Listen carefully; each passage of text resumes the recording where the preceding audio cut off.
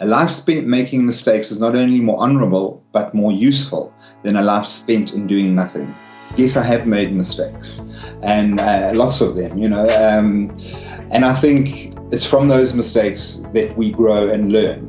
Hi, I'm Trevor Kleinhans, and I'm the author of a book titled Secrets Make You Sick, and I share hope. Welcome to I Share Hope, the podcast where world leaders share their real stories of hope and how you can use actionable hope to start changing your life today. And now, here's your host, Chris Williams. How's that? There you are. Nice. Okay. So where in South Africa are you? I'm assuming you're in South Africa. Yes, I am. I live in Durban. Well, not quite in Durban. I don't know if you know, Durban's on the east coast of South Africa, so we have a very tropical climate. Yeah, I've been there. You have? Yeah. I got to spend a couple weeks in South Africa in college. It's been a few years, Okay. Maybe 20. It's more than I thought it was going to be. But yeah. But yeah, it was a beautiful country, and then got to did Johannesburg for a while, and did some kind of volunteer work, and then spent a couple of days in Cape Town. But boy, I could have spent a year in Cape Town. It's just gorgeous. Oh, it's beautiful down there. But did you come to Durban at all? No. Yes, came to Durban, and it was wonderful. Yeah, warm Yeah. It's what month were you here? Let's see. I bet it was. I bet it was like May or early June. So kind of starting to cool off. Around this time. Yeah. Because our winters are beautiful. We don't really have winter. But I'm not. I used to live in sort of Durban itself, quite close to the city centre. Yeah. And I've just recently moved up to a suburb called Gillitz, which is more inland, about 30 kilometers or so. So we do get a little bit cooler conditions up here. We don't get the humidity that Durban suffers. Okay. That's nice. Really nice. I mean, you look like a rock star. You're like ripped and you have tattoos everywhere. So what are you doing? Are you working out constantly and then going to the tattoo parlor at the same time, or how do you? I love it. The tattoos were midlife crisis. Okay, done around when I was perhaps just before I turned 40. All right, so I'm 38 and I'm thinking about tattoos. That's kind of funny you say that. I really have been. I was telling my wife and kids recently, I want some tattoos. I don't know. I just need to do it, So any regrets? Are you glad you have the tattoos or what? Don't regret them at all. It's part of your history, your canvas that you paint in life, isn't it? Except you're painting it on your own body. Yeah. So no, I have. Although when I say I don't regret it, I did go over. I had cover-ups because on my left arm, I initially had the map of Africa tattooed on there, outlined. Wow. And it was in the years when I think I was making a very bold statement, and I had the gay flag tattooed across the That's map. Great. Hieroglyphics in the Egypt corner, I had gay tattooed in hieroglyphics. Wow. I had the lion head in South Africa. And eventually I thought, and I had barbed wire done on my right arm, which was in the sort of the Pamela Anderson years. Yeah. And I thought to myself, eventually, no, I've sort of outgrown that statement that I was trying to make, so I had cover-up tattoos done. So, did you feel guilty having the flag or those tattoos? I mean, did you feel like, I'm betraying my friends here and where I'm come from, and I mean, what am I to do? No, not at all. I didn't. I just want to get this back up here. I didn't feel guilty at all. Anything. I was just. I think I was just going through a phase where I was adamant about making everyone just need to get it out there. My sexuality. Yeah. Historically in this country as well, we sort of could only celebrate your sexuality properly in the late 80s, mm-hmm. sort of and early 90s. Especially once once Mandela became president, So Yeah. we were in the club. We had to stay in the closet for many years. We couldn't show our sexuality. You had to do the army. You had to do all of that. So I think the minute our constitution was written with the rights protecting gay rights, I was quite happy to walk around with the flag on my arm. That's awesome. Looking for a fight. You got barbed wire in one arm and the gay flag on the other arm. That's hilarious. Yeah. Well, Trevor, it's great talking to you, man. So you know a little bit about how these interviews work. I assume you have the 5 questions or that interview 101 document in front of you. Yeah, I did go through them, yeah. Okay, good. So, man, I just want to ask the questions. You answer however you'd like, and we will just be off to the races. And it's your story, not mine, so you make it your own. And Sure. and let me jump in then. So, okay. All right. Question. Can I ask one question? I think somewhere along the line somebody said how you got hold of me, but how did you come up Yeah, so I'm a couple of ways. One is I'm also a survivor of sexual abuse as a kid. So my dad was my abuser, and it caused just so many problems that you don't really realize until you grow up, Yeah, absolutely. So around 27, I was heading down the track of suicide and been suicidal since early teens, but really kind of pursuing more seriously.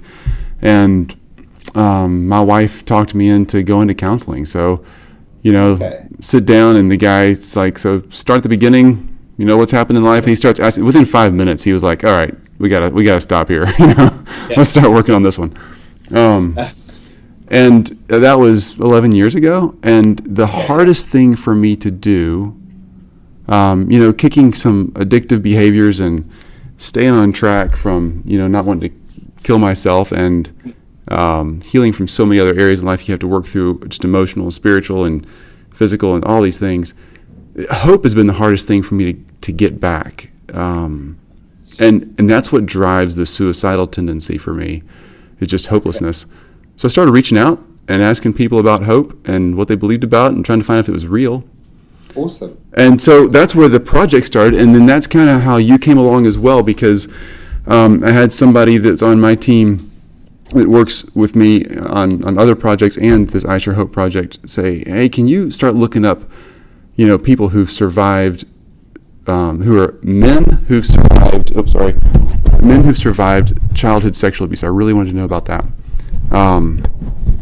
Because there's not many guys who talk about it. I guess there's shame, or that's not tough enough to talk about it, or whatever.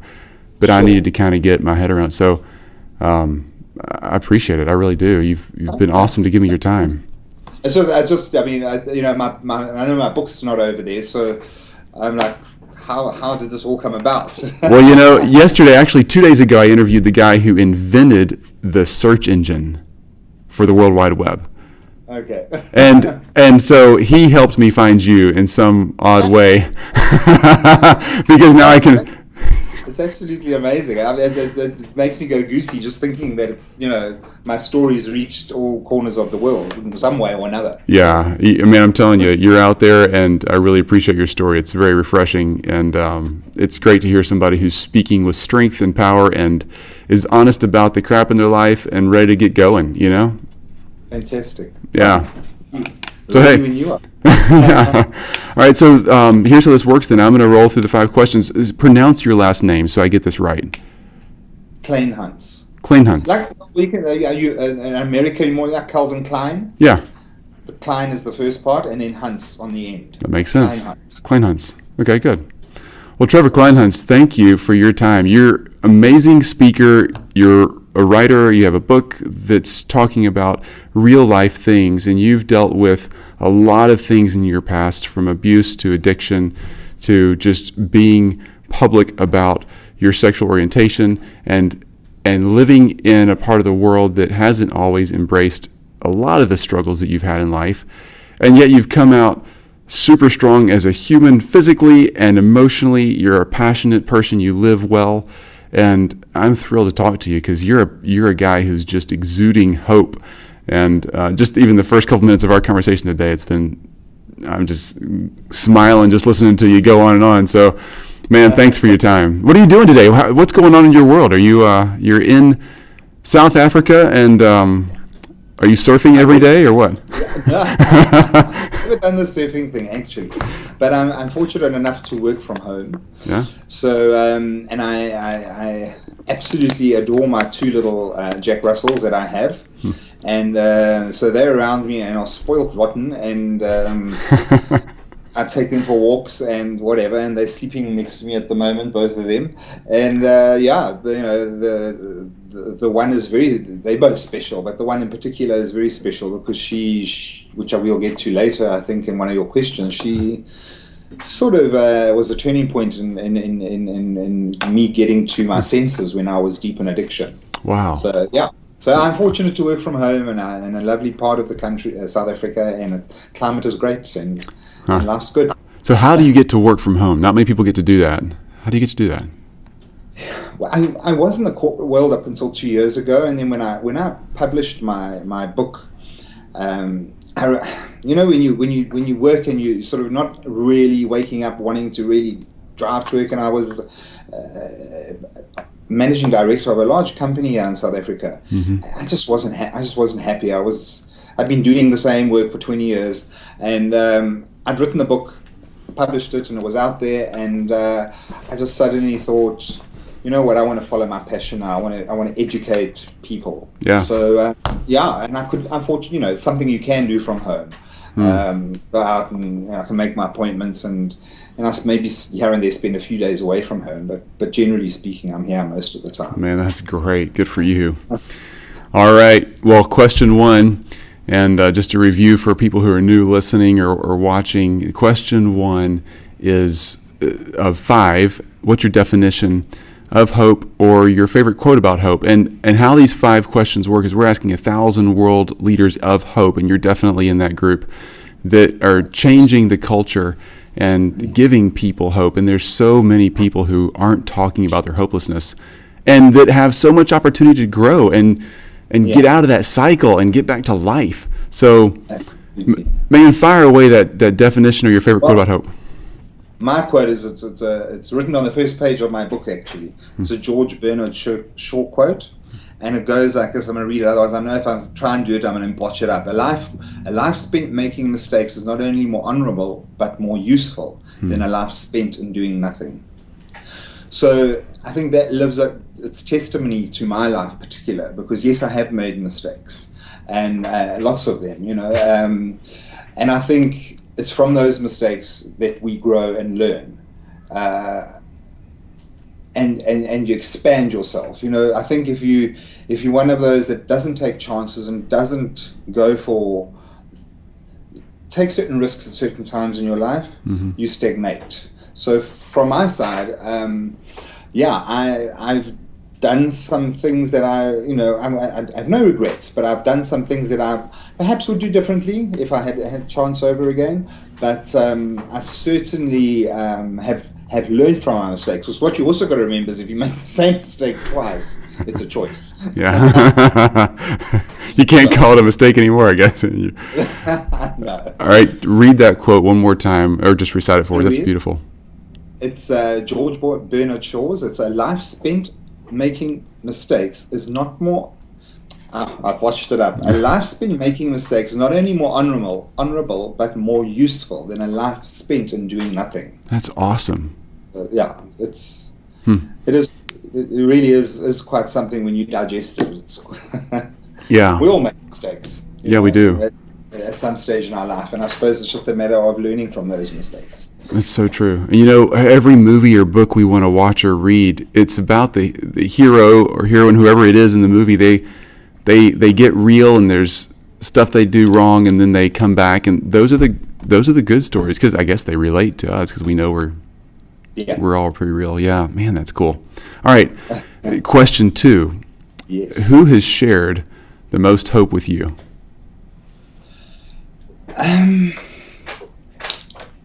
Who has shared the most hope? Yeah, who's really brought hope to you in your life? Okay, all right. I tell you who has, and the people when I was at my very lowest point in my life, which was around 10, 11 years ago, when I was in the thick of my addiction with crack cocaine, the people that stood by me and believed in me at that point gave me hope. Without those people, and to mention them, my mother and my late father were there for me when I was at my lowest point. And I had some incredibly devoted friends that I sometimes today don't understand how they did it, but they did. They stuck by me, and they the ones that made me believe in myself again and gave me that hope. You know, you can be as strong as you like and believe in yourself, but if you don't have people around you believing in you as well, it just makes it that much tougher.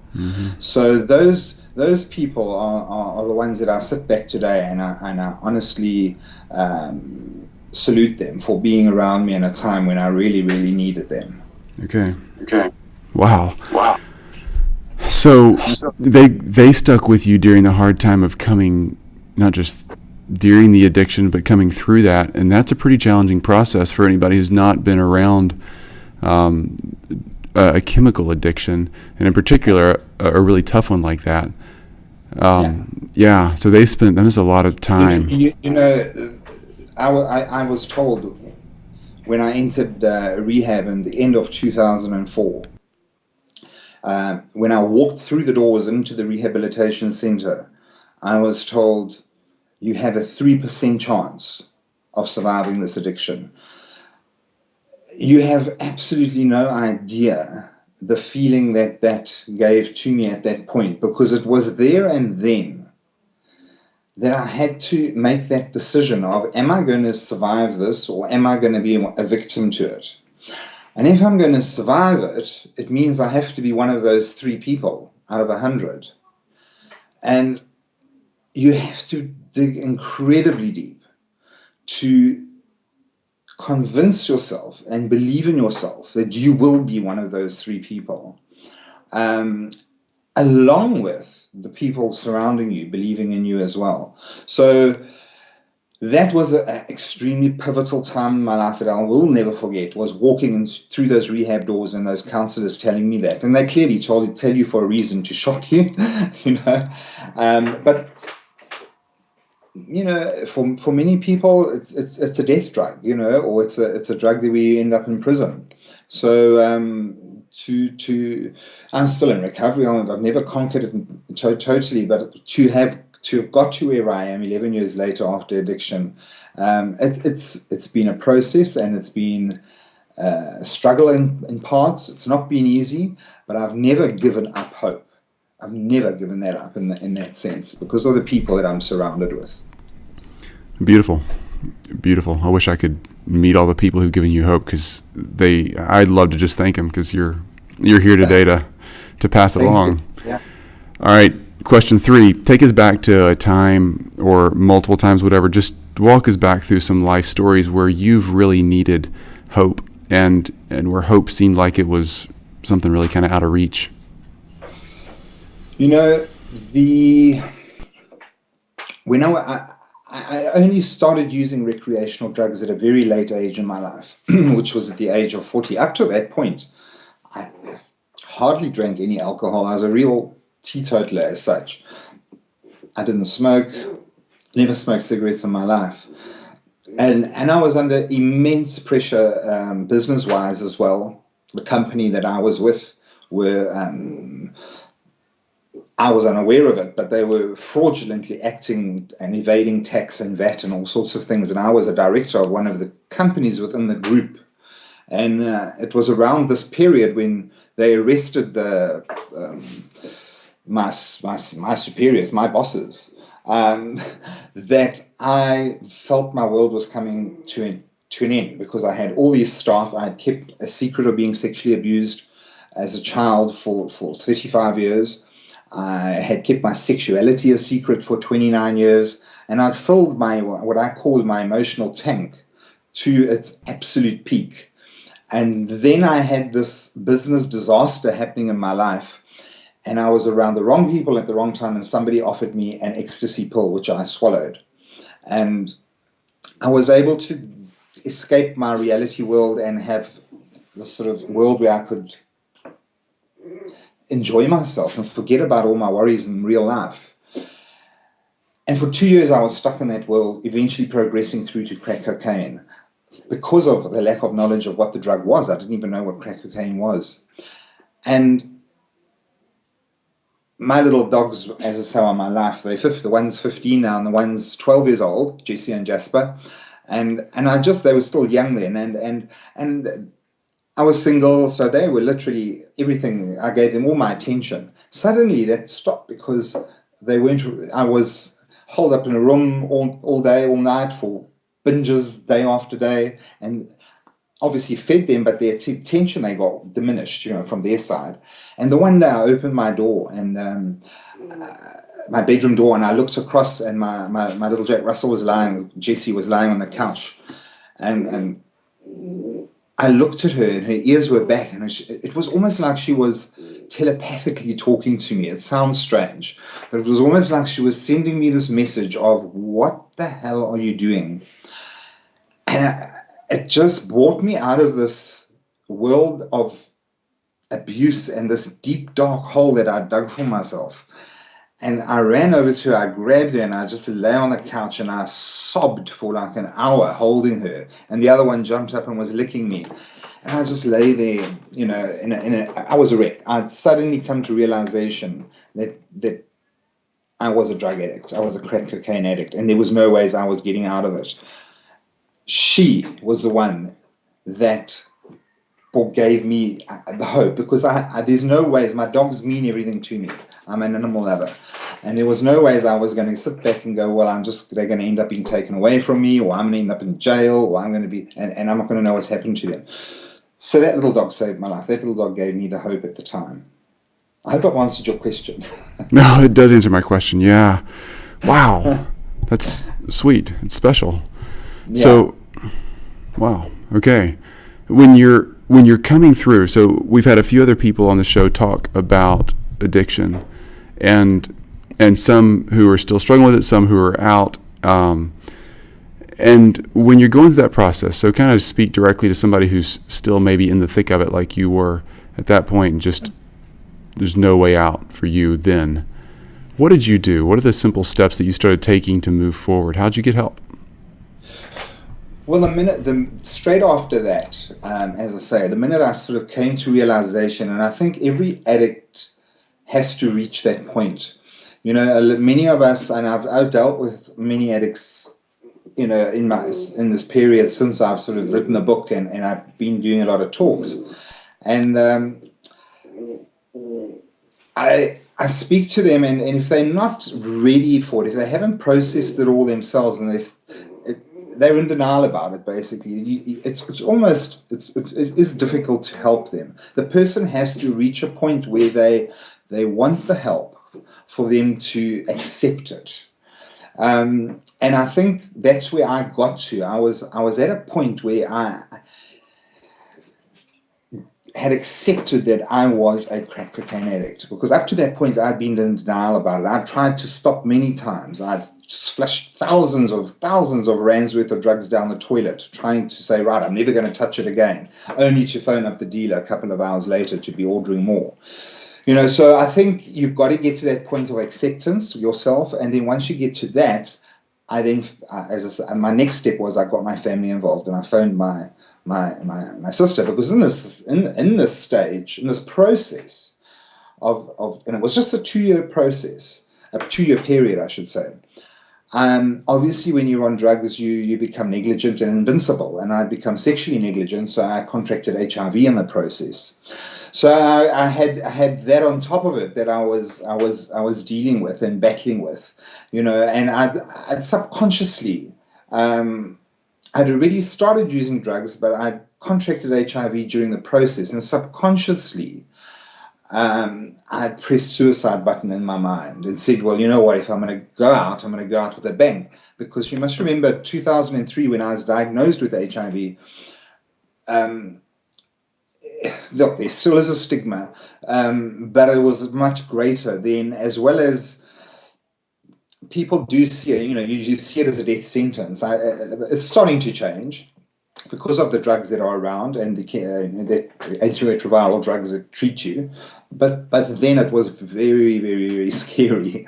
And so I didn't even take my antiretrovirals I was given. I just gave up, and I just ended up going into full-on addiction.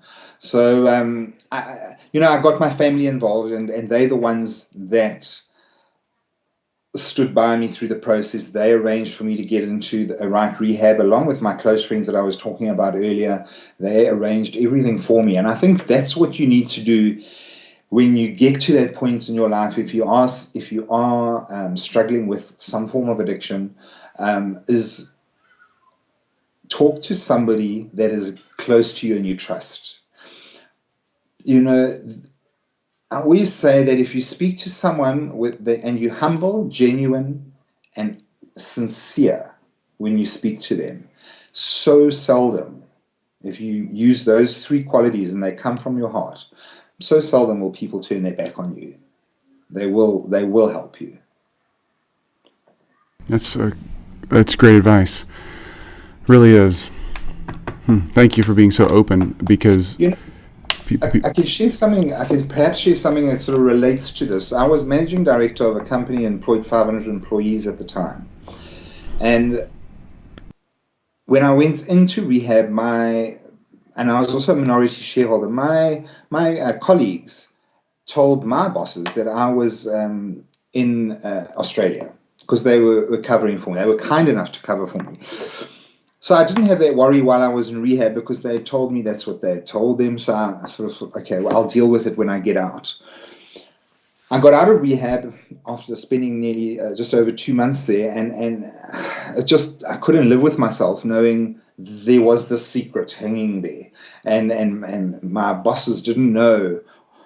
Number one, a gun could be held to my head at any stage, not that anyone would, and there was this uncomfortableness in me, because I knew there wasn't the truth.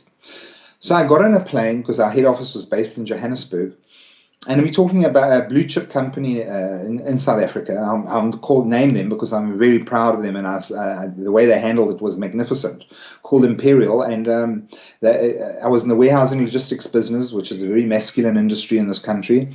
And I flew up to Johannesburg. I called for a meeting. I think they thought I was going to resign, and not knowing whether I was going to come back with the job. And I sat in front of these, I think it was 6 of them, directors, and I said to them, I need to tell you the truth. I said, I have not been in Australia. I have been rehabbed because I'm a crack cocaine addict, and I'm HIV positive, and this is why and how I got here. Chris, there were some tears rolling down these men's eyes, and the support I got was totally astounded me. I honestly thought they would say, here's a drug addict. He's running a R500 million turnover business for us. There's no ways we want him around us. And they did the absolute opposite. They showed me support, and I worked for them, continued to work for them until I resigned 2 years ago for another 10 years. So, if you just, as I say, if you use those 3 things, you're sincere, you're humble, and you're honest, it's hard for people to not help you. Sincere, humble, and honest. Good advice. What a great company. I'm impressed with those guys. Yeah. Impressed with your bravery, too. I mean, it's super brave to step out and do that. Yeah, it was scary. I bet. All right, man. So, Trevor, you've come a long way, and you have lots of things going for you. You've had a long line of lots of things going for you, it sounds like. How are you sharing hope today as a regular guy? What are you out there doing in the world that brings hope to somebody else? Well, obviously, I wrote my book, and I didn't write my book to publish my dirt and grime at all. I wrote my book while I was doing 5 years of psychological therapy after I came out of rehab. I sought professional help because of the childhood sexual abuse side of it. And because I was abused by my eldest brother, who was 10 years my superior, from an age of 6 to 12. So he was 16 to 22. And when I got to 22, I looked at this and I thought, this is wrong. So all the guilt that one carries as a sexually abused person, which all sexually abused people are fully aware of. You are made to feel guilty about the abuse you've endured. Yep. All that guilt suddenly changed to rage and anger and hatred and all that, because I thought, well, I wouldn't be doing this to a 12-year-old boy, and I suddenly realized how wrong it was.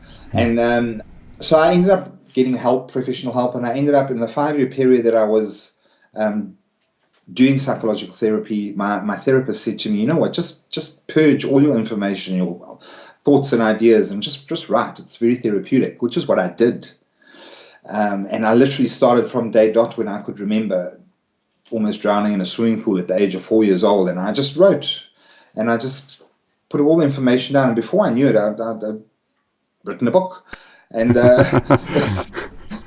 with all my secret, I mean, it was really, for me though, it has my deep dark secrets, which I had no intention of anyone but myself ever knowing about. Yeah. And yeah, friends of mine, I would tell them stories from the book, and they would say, right, please let us read it. And I'd say, no, not in living hell, no ways. And eventually they did. So I got the book published, but as I say, published because my friends prompted me, saying it would help people. So that's one way I know I am helping people, because I received countless messages from a lot of people that read it saying, oh, it was like my own life story I was reading. And I'm saying, well, you know what, we all got stories. The only difference is I wrote mine, and, Yeah. and I'm sure if you had to write yours and I read it, I'd be just as intrigued and interested.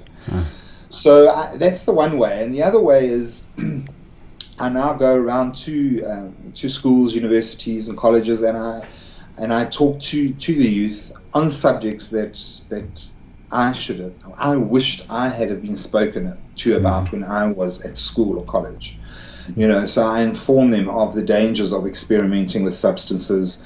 I inform them of the dangers of keeping secrets, whether it's it's sexual abuse or whatever the secret might be. The dangers of keeping those secrets inside you for so long, because somewhere along the line it's all going to blow up in your face, and you're not going to be prepared for it, and then you end up substance abusing or suicidal or depression or any one of those things. So from my side, it's educating people on the dangers of keeping secrets, and I'm starting to do that in the corporate world as well, sort of trying that side of it. Wow. So yeah, that's how I'm hopefully helping people.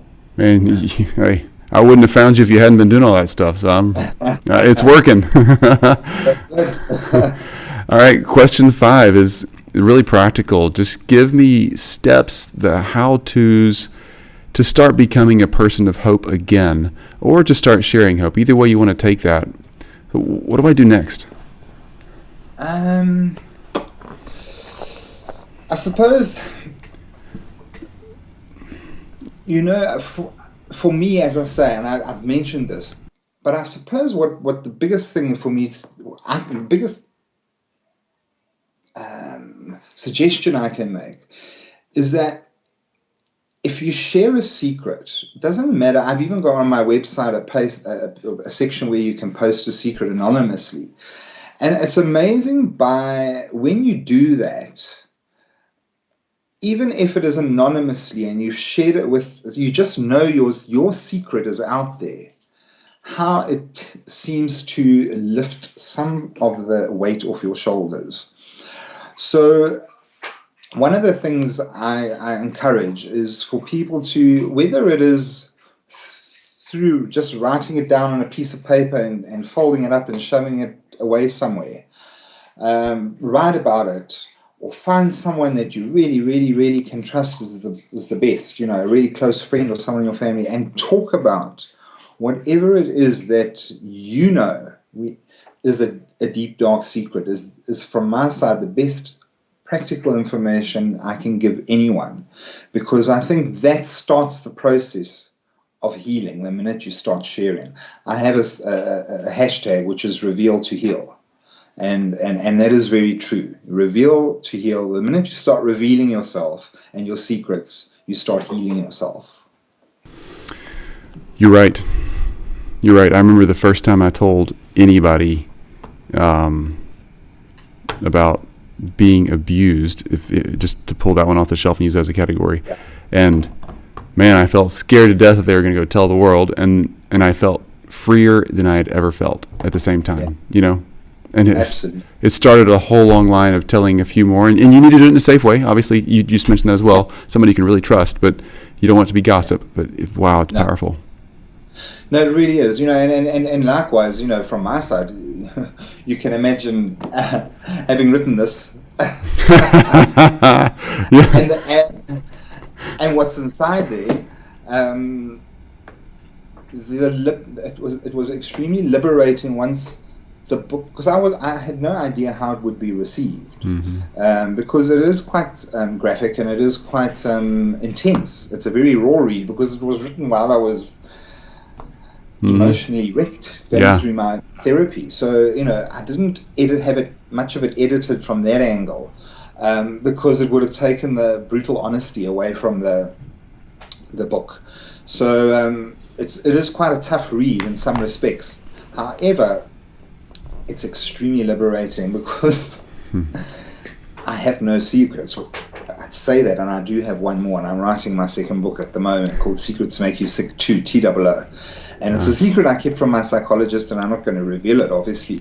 But then I kept from her for 7 years, and she was shocked when I told her. Nothing illegal and nothing, but it's an extremely, it will be extremely powerful when people read about it, and it'll help a lot more people.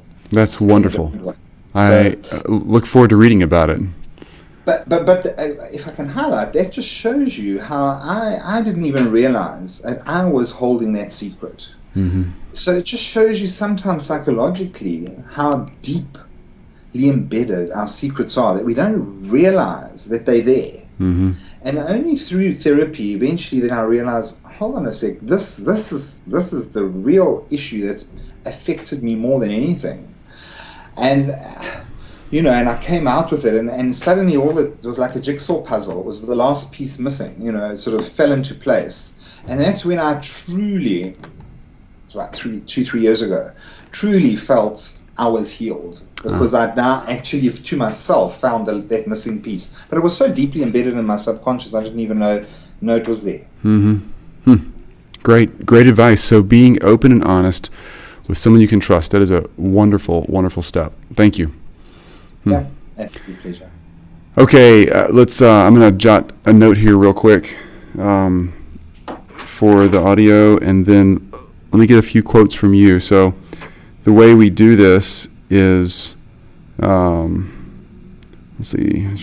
Okay, when an episode is released in the podcast form, we'll take some clip out of the middle, and we pretty much leave these raw because, again, this is meant to be an authentic process, just like what you're doing.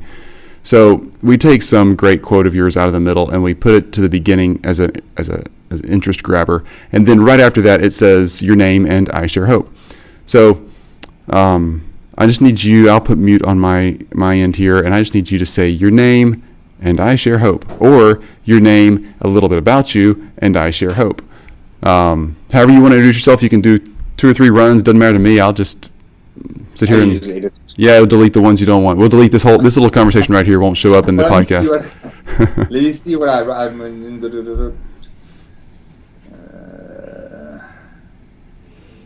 wrote something down. You prepared. That's good. Okay, so what your question, the way you pose the question then, you say? Yeah, so if it was me, if I was in your shoes right now, I would say, I'm Chris Williams, entrepreneur and host of I Share Hope, and I share hope. Or I would just say, I'm Chris Williams, and I share hope. Okay, all right. Hi, I'm Trevor Kleinhans, and I'm the author of a book titled Secrets Make You Sick, and I share hope. Hey, that's a one-hit wonder right there, man. Perfect. I think so. All right. Hey, a few just random questions then. So you're living in South Africa. You're at $500 million company with an enormous amount of responsibility. You walk into the boardroom. They really do accept you. But what happens next? I mean, are they saying, great, but we're docking your pay? Because the big question for everybody is, yeah, but I mean, I've got things I have to do and support and a lifestyle, and everything's going to change. Sure.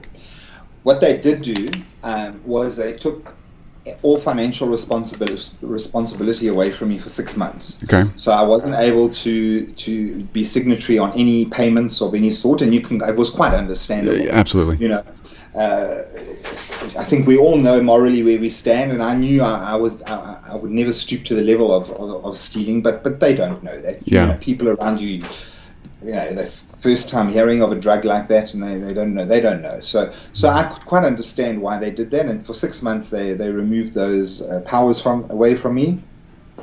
And I was honest. I even used to tell my operations director, who was a partner of mine in the business, I used to say to him, this is how I'm planning my next relapse or lapse, you know. Sorry, that's my dog getting irritated. In the room with you? Are they there with you? Oh, let's see them. Come on. What do they got? This is the one that's moaning up the brick. He's a real little. Oh, love it. So how old? Okay, who is this? Huh? Who is this one? Jasper.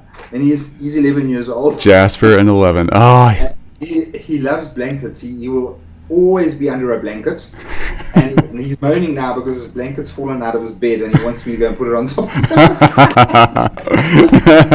That's great, man. That's the one. So I'm going to quickly put it on him, otherwise he's going to continue bugging me. Luckily you can edit this. No, this is great. I love it. Jasper sounds fantastic. Yeah. And the oldest one, she's 15. She's a little lady, and she's the little one whose face was what... Boy, she's a sweetheart. Oh, my goodness. If you're listening to this is, I mean, just the prettiest blonde face and dark eyes and just gorgeous little Jack Russell. And what's her name again? She's Jessie. Yeah. Jessie. Oh, what a great bunch you have there. Love it. So, yeah, I know in my book, and obviously they're still here, so... Yeah, she's still healthy, so she's got a good few years. They both look great, yeah. So the company took care of you well, and it sounds like they made some wise decisions to protect, obviously, the horror stories we hear about folks who are going through hard times like that. But they stood by you. Absolutely. Absolutely, you know, and I had a very bad... You know, my psychologist sort of classified it as you've got addiction, you have relapses, and you have lapses. And the way she made me differentiate was because I became...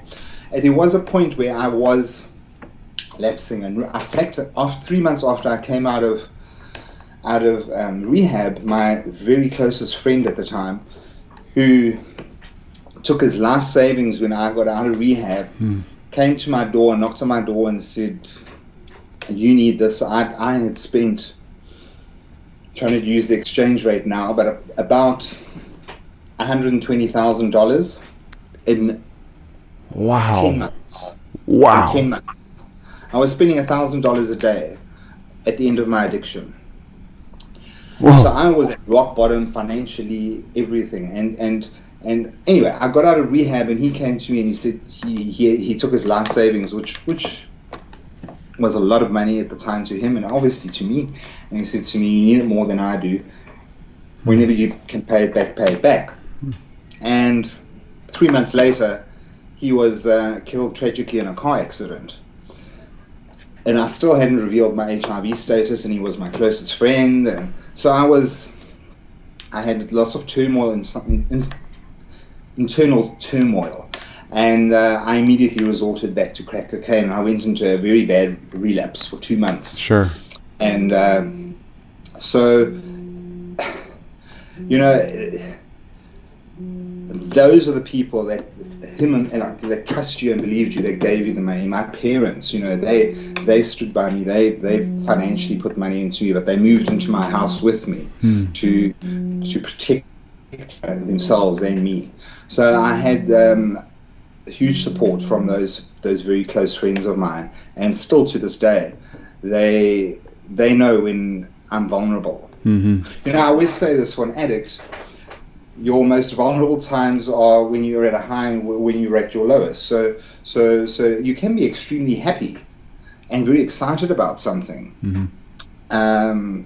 something you planned, maybe an overseas trip on a holiday, Sure. and your adrenaline's going, everything's going in you.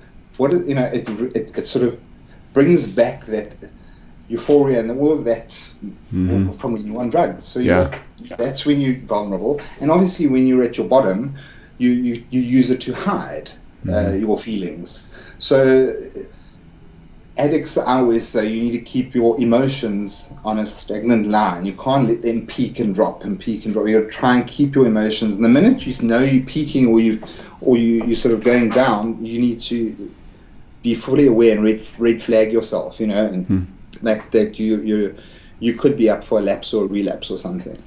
So I'm very aware of that nowadays myself, with myself. I'm very in tune with my psychological self. Yeah. That's wise. More good advice. All right, last question. You're going to pop the earbuds in and rock out to some music to get yourself feeling a little better out on a walk or a run or something. What are you going to listen to? Favorite artist, favorite song? What gets you going?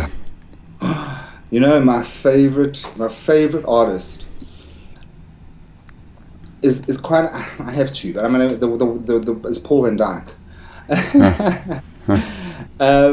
He's really, really cool, and he just brings back so many great memories. Although some of them relate to a bad part of my life, but I still have. It's associated with good times. So he's one of my.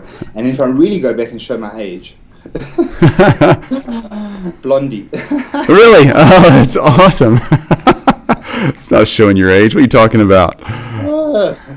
Sure, that was my first album I ever bought when I was a kid. Saved up and bought the Blondie album, and it's remained a favorite of mine ever since. That's great. All right, so one of those two, give me a favorite song. Time, Paul Van Dyke. Okay. Yeah. I'll look it up. Yeah. No, dude, it's a beautiful song. It's fantastic. So, yeah.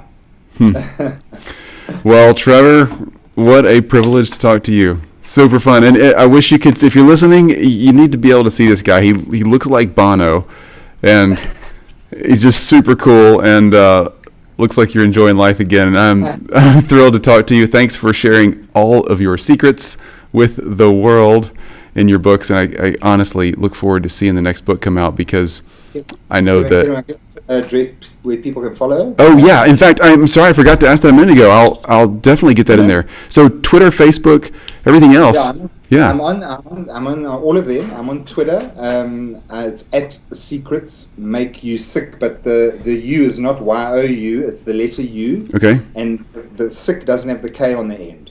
All right. So I couldn't sit in the handle. So it's Secret Make You Sick with a U and SIC. Awesome. And then on Facebook, my Facebook page is Secrets Make You Sick, as you would spell it. Okay. Search that, and I have a website which is www.secretsmakeyousick.com. And if anybody wants to email me, they're welcome to as well on info@secretsmakeyousick.co.za.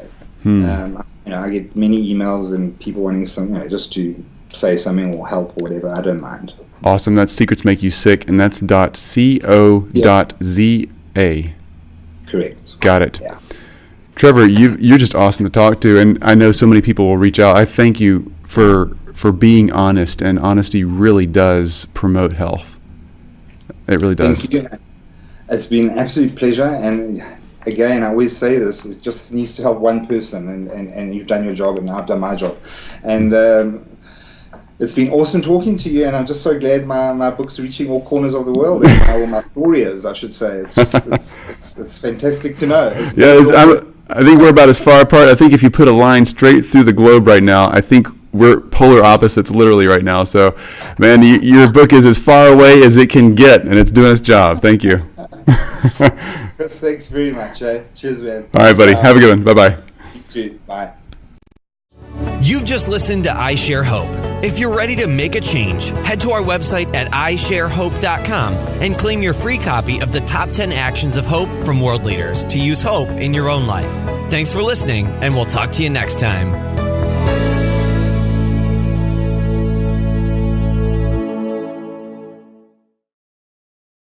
A life spent making mistakes is not only more honorable, but more useful than a life spent in doing nothing. Yes, I have made mistakes, and lots of them, and I think it's from those mistakes that we grow and learn. Hi, I'm Trevor Kleinhans, and I'm the author of a book titled Secrets Make You Sick, and I share hope. Welcome to I Share Hope, the podcast where world leaders share their real stories of hope and how you can use actionable hope to start changing your life today. And now, here's your host, Chris Williams. How's that? There you are. Nice. Okay. So where in South Africa are you? I'm assuming you're in South Africa. Yes, I am. I live in Durban. Well, not quite in Durban. I don't know if you know, Durban's on the east coast of South Africa, so we have a very tropical climate. Yeah, I've been there. You have? Yeah. I got to spend a couple weeks in South Africa in college. It's been a few years, Okay. maybe 20. It's more than I thought it was going to be. But yeah. But yeah, it was a beautiful country, and then got to did Johannesburg for a while, and did some kind of volunteer work, and then spent a couple of days in Cape Town. But boy, I could have spent. I didn't feel guilty at all. Anything. I think I was just going through a phase where I was adamant about, making everyone. Just need to get it out there. My sexuality. Yeah. Historically in this country as well, we sort of could only celebrate your sexuality properly in the late 80s, sort of in early 90s, when Sure. especially once Mandela became president, So Yeah. we were in the club. We had to stay in the closet for many years. We couldn't show our sexuality. You had to do the army. You had to do all of that. So I think the minute our constitution was written with the rights protecting gay rights, I was quite happy to walk around with the flag on my arm. That's awesome. Looking for a fight. You got barbed wire in one arm and the gay flag on the other arm. That's hilarious. Yeah. Well, Trevor, it's great talking to you, man. So you know a little bit about how these interviews work. I assume you have the 5 questions or that interview 101 document in front of you. Yeah, I did go through them, yeah. Okay, good. So, man, I just want to ask the questions. You answer however you'd like, and we will just be off to the races. And it's your story, not mine, so you make it your own. And a year in Cape Town. It's just gorgeous. It's beautiful down there. But did you come to Durban at all? No. Yes, came to Durban, and it was wonderful. Yeah, warm Yeah. It's what month were you here in? Let's see. I bet it was. Going away.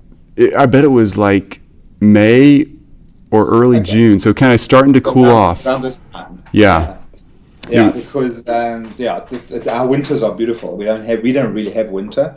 But I'm not. I used to live in sort of Durban itself, quite close to the city centre. Yeah. And I've just recently moved up to a suburb called Gillitz, which is more inland, about 30 kilometers or so. So we do get a little bit cooler conditions up here. We don't get the humidity that Durban suffers. Okay. That's nice. Really nice. I mean, you look like a rock star. You're like ripped and you have tattoos everywhere. So what are you doing? Are you working out constantly and then going to the tattoo parlor at the same time, or how do you? I love it. The tattoos were midlife crisis. Okay, done around when I was perhaps just before I turned 40. All right, so I'm 38 and I'm thinking about tattoos. That's kind of funny you say that. Sure. And let me jump in then. So, okay, question. Can I ask one question? Yeah. I think somewhere along the line somebody said how you got hold of me, but how did you come up? Yeah, so I'm a couple of ways. One is I'm also a survivor of sexual abuse as a kid. So my dad was my abuser, and it caused just so many problems that you don't really realize until you grow up, Yeah, absolutely. So around 27, I was heading down the track of suicide and been suicidal since early teens, but really kind of pursuing more seriously. And my wife talked me into going to counseling. So, Okay. sit down and the guy's like, so start at the beginning, You know, what's happened in life? And he starts asking. Within 5 minutes, he was like, all right, we gotta stop here. Let's start working on this one.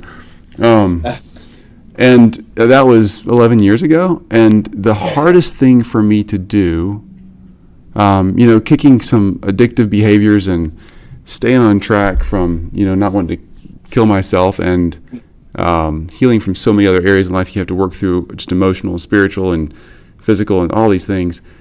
Hope has been the hardest thing for me to get back. I really have been. I was telling my wife and kids recently, I want some tattoos. I don't know. I just need to do it, So any regrets? Are you glad you have the tattoos or what? Don't regret them at all. It's part of your history, your canvas that you paint in life, isn't it? Except you're painting it on your own body. Yeah. So no, I have. Although when I say I don't regret it, I did go over. I had cover-ups because on my left arm, I initially had the map of Africa tattooed on there, outlined. Wow. And it was in the years when I think I was making a very bold statement, and I had the gay flag tattooed across the That's map. Great. Hieroglyphics in the Egypt corner, I had gay tattooed in hieroglyphics. Wow. I had the lion head in South Africa. And eventually I thought, and I had barbed wire done on my right arm, which was in the sort of Pamela Anderson years. Yeah. And I thought to myself, eventually, no, I've sort of outgrown that statement that I was trying to make, so I had cover-up tattoos done. So, did you feel guilty having the flag or those did you feel like, oh, I'm betraying my friends here and where I'm come from, and what am I to do? No, not at all. I just want to get this back up here.